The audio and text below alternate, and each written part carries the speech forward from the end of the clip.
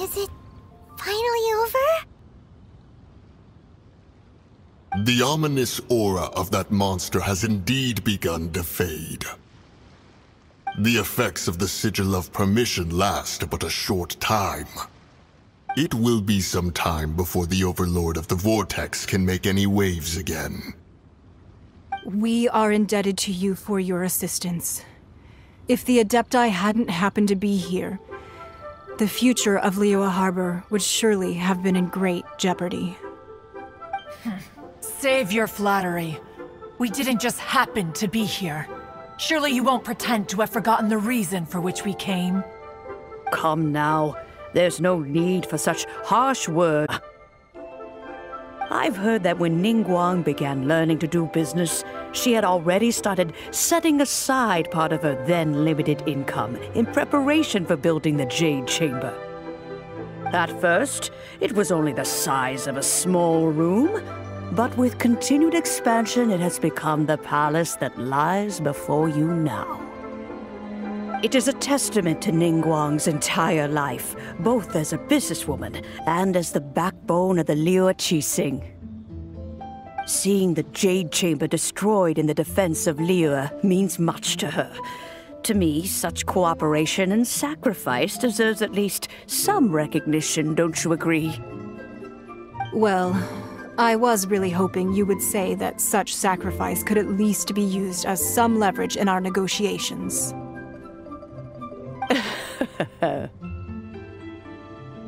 Thank you all for hearing me out. We know very well why the Adepti came here today.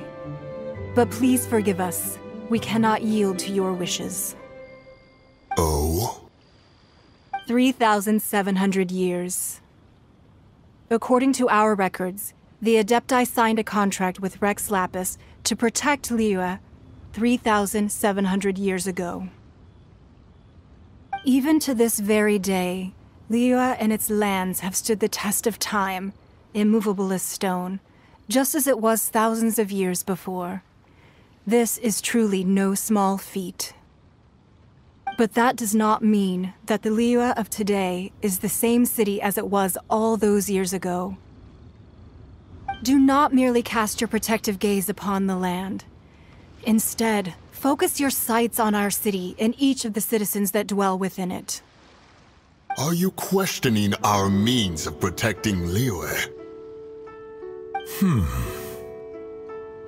I mean no offense.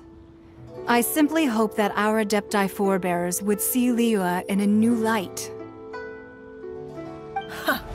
Forebears, you say? One doubts you would be fit to be part of such a lineage. This morning, Rex Lapis appeared to me in a dream. What? In the dream, I yearned to tell him that we Qixing, though mortal, are equally bound to the contract. Each passing generation of the Qixing leaves many things of value to be inherited by the next generation. I also thought to tell him how the past generations of Qixing had strove under his rule to survive in our mortal world, establishing a network of contracts which has since come to be known as trade. But I dared not speak. I could only gaze at him in silence until the moment I awoke. Oh, Ningguang. Yet another perspective. What are you trying to say, Outlander?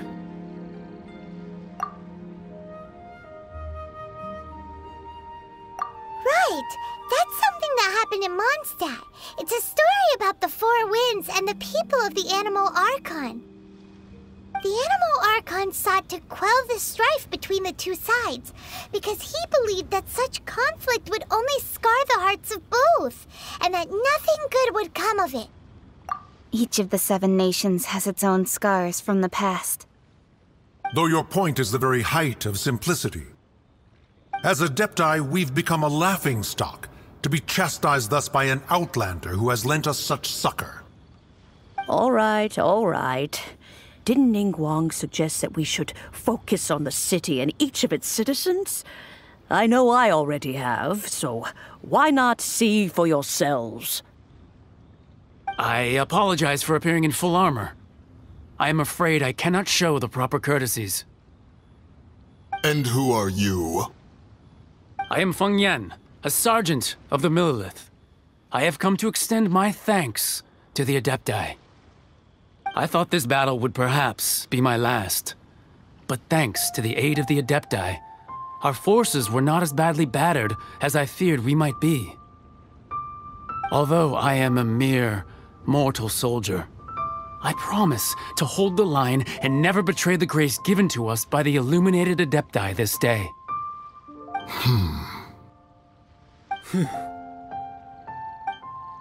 Huh?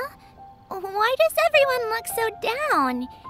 Didn't we just beat that big monster?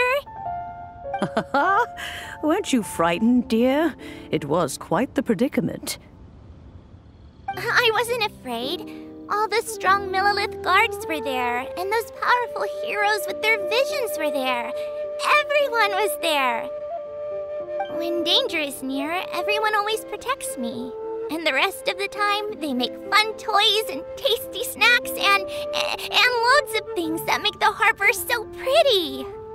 Thanks for protecting Liyue Harbor. Please come visit us for the next lantern rite.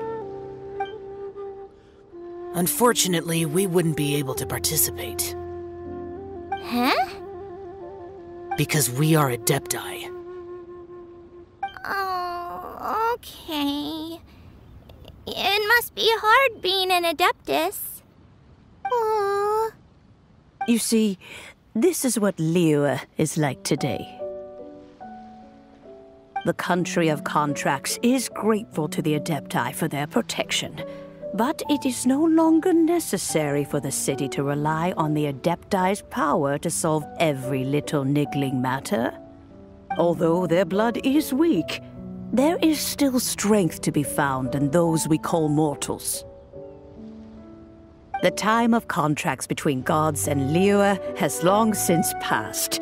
Now is the time of contracts between Liyue and its people. Seeing the port around us now, it is hard not to feel a bit out of place. Wouldn't you say so, Cloud Retainer? Your line of inquiry is askew. One did not spearhead this expedition to Liyue Harbor. Seems like the Adepti have had a change of heart.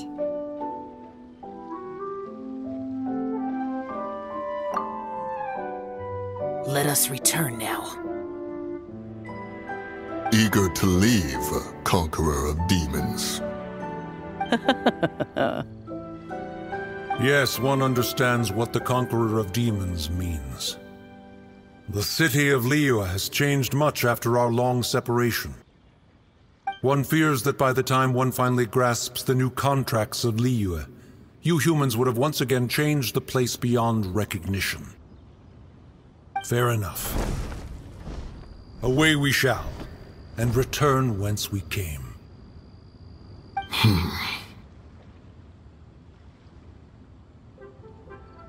Since we Adepti have consensus, then one shall persist no further.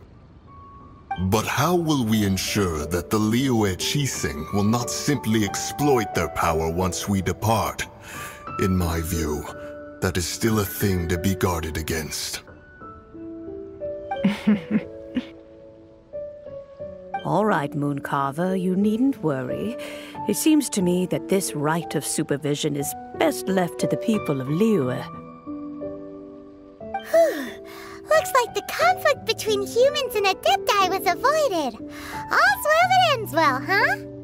Oh, right! It's nice that we've got peace and all, but we're forgetting one thing. Child wanted to unleash the god so he could lure Rex Lapis out. But we were able to handle the Overlord of the Vortex on our own, so Rex Lapis never showed up. Oh, and speaking of that, don't we still need to get to the bottom of that Archon's death, too?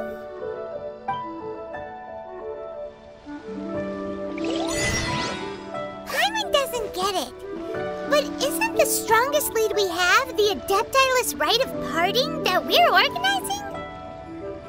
No idea where Zhongli's gone. Let's ask for him at Wangshen Funeral Parlor.